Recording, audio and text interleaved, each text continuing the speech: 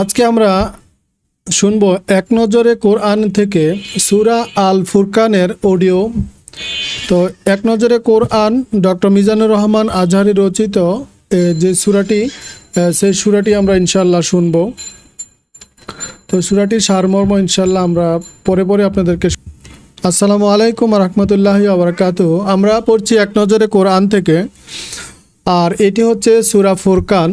সূরা ফুরকানের সারমর্ম যদি আমরা পড়ি, এটি হচ্ছে তারতিব বিন নুজুল, অর্থাৎ নাজিলের যে ধারাবাহিকতা রয়েছে সেই ধারাবাহিকতায় তথা কোন সূরার পর নাজিল হয়েছে তা বিবেচনা এটি 42তম সূরা।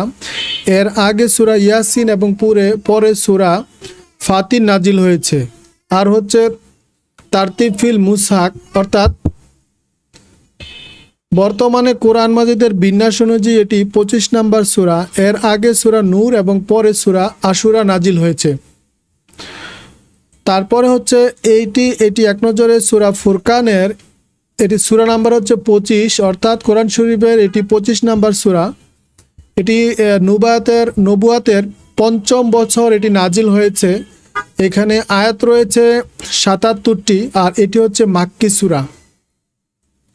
তো ফুরকান এই সূরাটির নামের যে রহস্য রয়েছে সেটি যদি আমরা দেখতে চাই,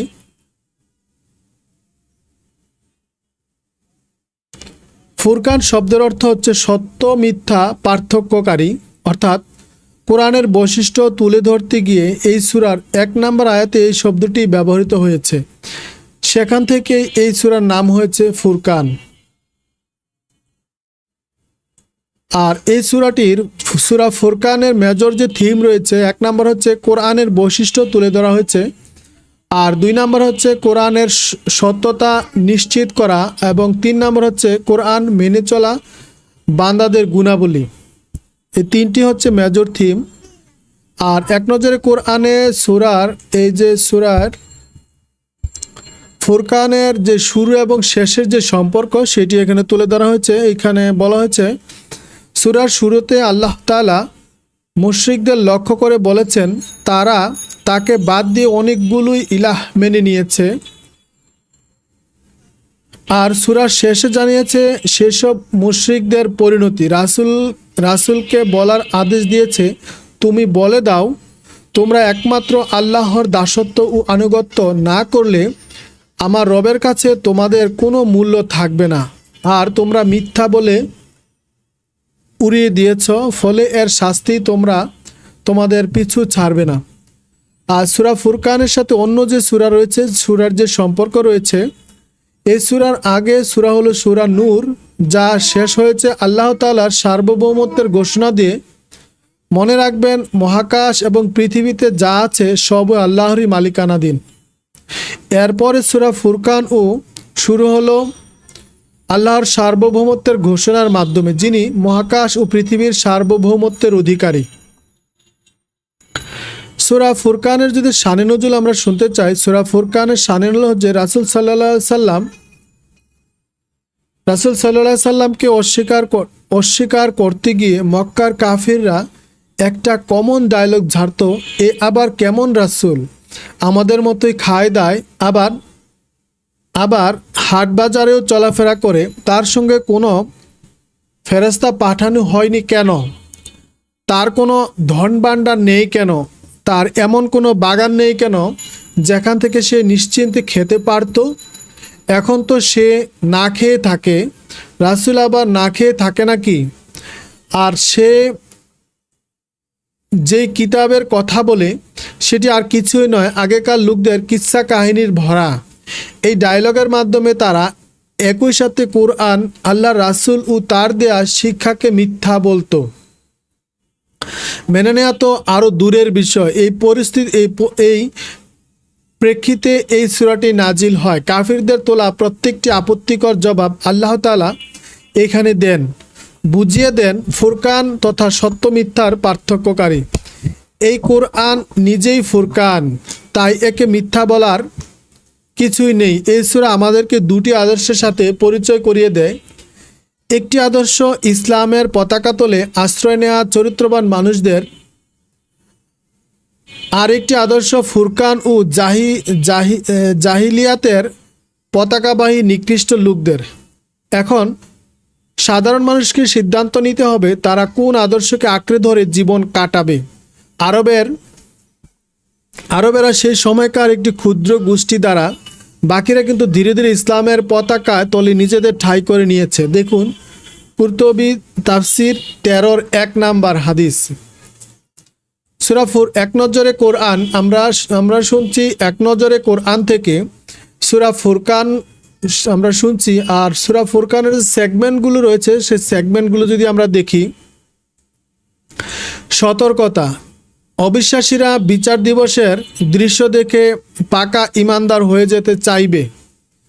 আর মুশরিকদের পথভ্রষ্টতা, আল্লাহকে অস্বীকার করার পরও আল্লাহ তাদের খাবার, পানি, আলো, বাতাস কেড়ে নেন না। এটা দেখে তারা মনে করে তাদেরকে আরও কোনো বিপদ ছুঁতে পারবে না। আর মানুষের মূল্য একমাত্র আল্লাহর দাসত্ব ও আনুগত্যের মাধ্যমেই মানুষ দামি হয়, এছাড়া মানুষের কোনো মূল্য থাকে না। এগুলা ছিল এটার সেন্ট্রাল থিম। আর সূরা ফুরকানের ফজিলত সম্পর্কে বলা হয়েছে, কোরআনে যেসব সূরার কলেরব 100 আয়াতের কম সেগুলোকে বলা হয় মাসানি। ইনজিলের পরবর্তীতে আল্লাহ তাআলা মাসানি সূরাগুলো নবীজিকে উপহার দিয়েছেন। তো এই রকম একটি সূরা হলো সূরা ফুরকান। দেখুন আহমদ আল মুসনাদ 16982 নাম্বার আয়াত। কজ অফ ইফেক্ট, অর্থাৎ এই সূরার যে কজ অফ ইফেক্ট রয়েছে, হায় দুনিয়াতে আমি যদি তাকে বন্ধু হিসেবে গ্রহণ না করতাম, কিয়ামতের দিন মানুষ এই বলে আফসোস করবে। এই দুনিয়ার বুকে বন্ধুত্ব পাতানোর বিষয়ে খুব সতর্ক থাকতে হবে। আর এক নজরে কোরআনে সূরা ফুরকানের যে গতিপথগুলো রয়েছে সেটা যদি আমরা দেখি, রাসূল ও ওহির উদ্দেশ্য। আল্লাহ তাআলা রাসূল সাল্লাল্লাহু আলাইহি সাল্লামের উপর সত্য মিথ্যার পার্থক্যকারী কিতাব কুরআন নাজিল করেছেন, যাতে দুনিয়াবাসীকে আল্লাহর অবাধ্যতার ব্যাপারে সতর্ক করা যায়। মুশরিকদের দাবি খণ্ডন।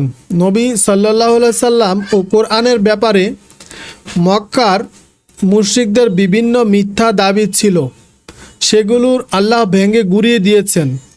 লড়াই হবে কোরআন দিয়ে। যারা আল্লাহর অবাধ্য তাদের বিরুদ্ধে সবচেয়ে বড় অস্ত্র হলো কোরআন, কারণ কোরআনের মাধ্যমে যে যুক্তিগুলো তুলে ধরা হয়েছে তা খণ্ড করার ক্ষমতা কারও নেই। 4 নাম্বার গতিপথ যদি আমরা দেখি, 4 নাম্বার গতিপথ হচ্ছে মুমিন ও মুশরিকদের প্রতি আহ্বান। মুমিনদেরকে আল্লাহ আদেশ দিয়েছেন তাওহীদের চেতনাকে সমুন্নত করো, আর মুশরিকদের আহ্বান জানিয়েছেন নিজেদেরকে সংশোধন করে ক্ষমাশীল আল্লাহর দিকে ফিরে আসো। তো এই সূরাটির যে সেন্ট্রাল থিম সেটি হচ্ছে মানব জীবনের সবচেয়ে বড় পাথেয় আল কোরআন। তো আমরা যদি এই সূরার আয়াতের সারমর্মগুলো দেখি, সূরা ফুরকান পড়ছি আমরা এক নজরে কোরআন থেকে। আর এক নজরে কোরআনের যে সেন্ট্রাল থিমগুলো আমরা দেখলাম, তারপর হচ্ছে ওভারভিউগুলো দেখি। সত্যিকারের ইলাহ, আল্লাহর গুণাবলী আলোচনা করা হয়েছে। মিথ্যা ইলাহ বা মূর্তিগুলো হলো অসার। 4 থেকে 6 নম্বর আয়াতে বলা হয়েছে কোরআনের উপর কাফিরদের কিছু সন্দেহ উল্লেখ করে সেসব জবাব দেওয়া হয়েছে। আর 7 থেকে 10 নম্বর আয়াতে বলা হচ্ছে রাসূলকে নিয়ে তাদের সন্দেহ ও এই ব্যাপারে আল্লাহর প্রতিক্রিয়া। 11 থেকে 19 নম্বর আয়াতে বলা হচ্ছে তাদের এইসব তালবাহানা ও অস্বীকৃতির পেছনে আসল রহস্য ফাঁস করা হয়েছে। 20 থেকে 29 নম্বর আয়াতে বলা হচ্ছে রাসূল বাছাইয়ের বেলায় আল্লাহর রীতি ও অহংকারী কাফিরদের স্বভাব নিয়ে আলোচনা করা হয়েছে এইখানে। আয়াত নাম্বার 30 থেকে 40-এ বলা হয়েছে, ওভারভিউ হচ্ছে মানুষের আচার ব্যবহারের ব্যাপারে আল্লাহর কাছে নবীজির নালিশ এবং তাকে দেওয়া সান্ত্বনার বর্ণনা দেওয়া হচ্ছে এইখানে।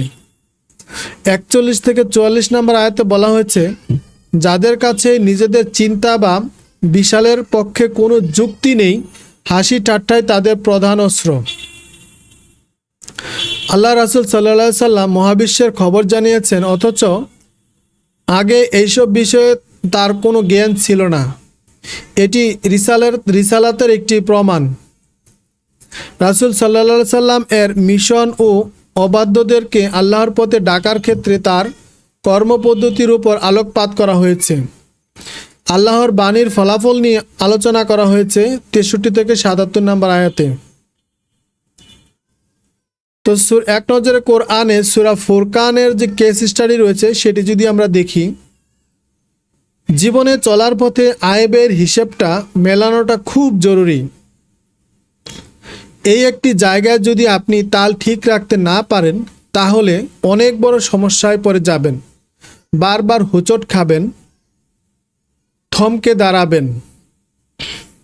বইয়ের আবদার, ছেলে মেয়েদের হাজার বায়না, প্রয়োজন ছাড়াই ঘন ঘন রেস্টুরেন্টে গিয়ে খাবার খাওয়া সহ টাকা ফেলার জায়গা পান না আপনি। শেষে মাস না ফুরোতেই হাত খালি, পরে যান বেকায়দায়। ধারকর্য ও হয়তো করা লাগে কখনো সখনো। আছে এর উল্টো চিত্র। এই আপনার কাছে একজন ফকির এসে হাত পাতলে আপনার পকেট থেকে 10 টাকাও খসে না। তখন আপনি খুব হিসেবি মানুষ। ইসলাম এই দুটি কাজের কোনোটিকে সমর্থন করে না,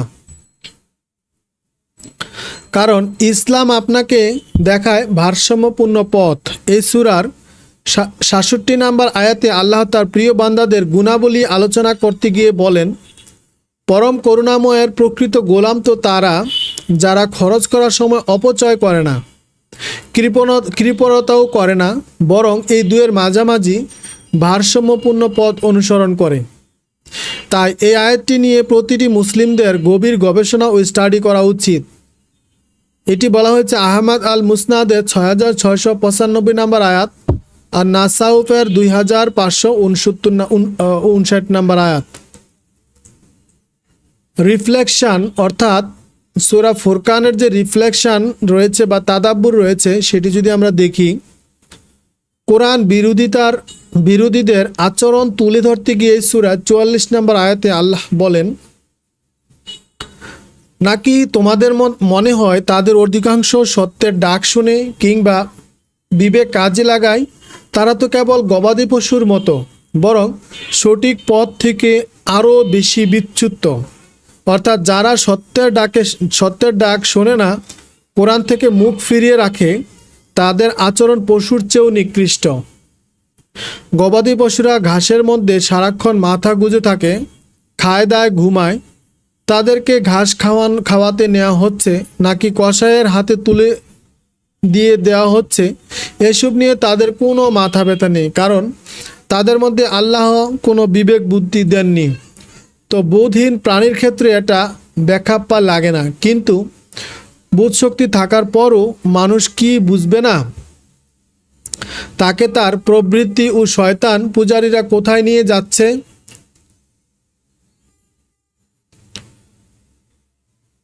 তার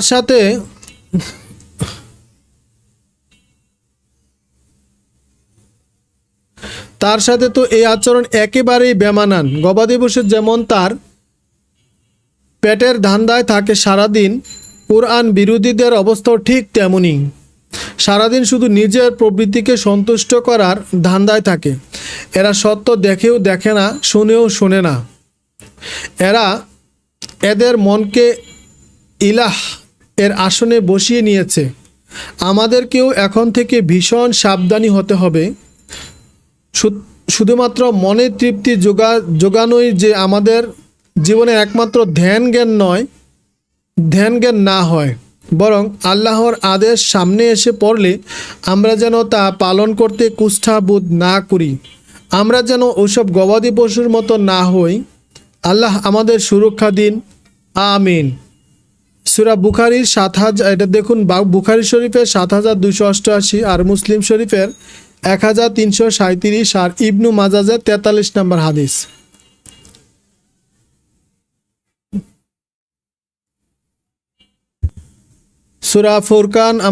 সূরা ফুরকানে যে সারমর্ম রয়েছে এক নজরে কোরআনে, সেইখান থেকে আপনাদের ইনশাআল্লাহ পরে শোনালাম।